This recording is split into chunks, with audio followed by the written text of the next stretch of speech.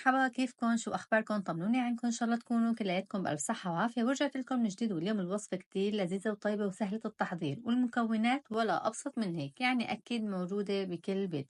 رح نحضر الآيس كريم بالفريز وبالكرز بطريقة كتير بسيطة وكتير سهلة، وإن شاء الله رح تنال إعجابكم.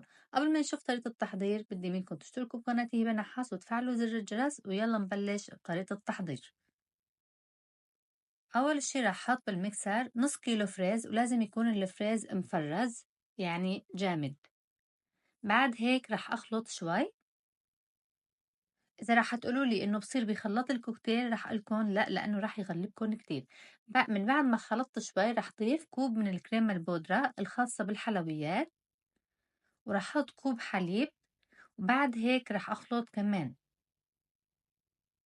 طبعا إذا أنتم بتحبوا الحلاوة يعني ظاهرة، فيكم تحطوا سكر بودرة. أنا ما ضفت لا سكر بودرة ولا أي شي. هلا رح أقولكم ليش ما ضفت سكر بودرة، لأنه الكريمة يلي استخدمتها هي حلوة، فما بدي إنه البوظة تطلع عندي كتير حلوة. وبرجع بقولكم إذا بتحبوا الحلاوة أكتر من هيك فيكم تضيفوا سكر بودرة. من بعد ما خلطتها كتير منيح رح أحطها بقلب علبة، وبعد هيك رح أغطي العلبة وحطها بالفريزر لوقت ما تجمد عندي وتصير جاهزة. رح بلش جهز الآيس كريم بنكهة الكرز. عندي 3 أرباع كيلو كرز مجمد.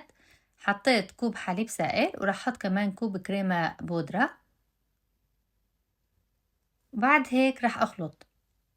طبعا فيكم تحطوا الكريمة والحليب مباشر على الفريز أو على الكرز، أو فيكم تخلطوا الكرز شوي بعد هيك تضيفوا الحليب والكريمة، ما بيأثر أبدا.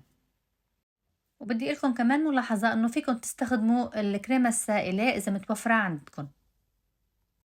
وهون صارت عندي الايس كريم جاهزة، رح احطها كمان في قلب علبة واحطها بالفريزر.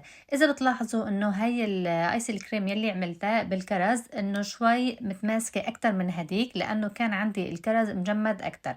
فهذا امر طبيعي، اذا كان الكرز مو كتير مجمد او الفريز مو كتير مجمد فبتطلع عندكم شوي انه سائلة. بس ما بيأثر ابدا، لانه رح نحطها بالفريزر وبعد هيك رح تتماسك على بعض وتجمد وتصير عنا جاهزة.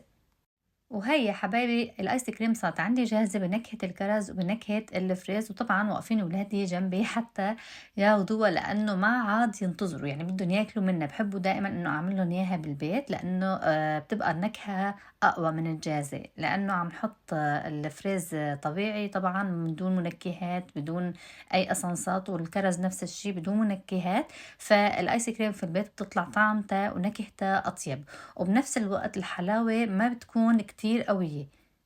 طبعا أنا هون استخدمت معلقة الأكل لأنه بحسها أسرع بالسكب من معلقة الآيس كريم، ما بعرف أنا هيك بشوف. طبعا كل حدا فينا حسب يعني شو بيحب بيستخدم.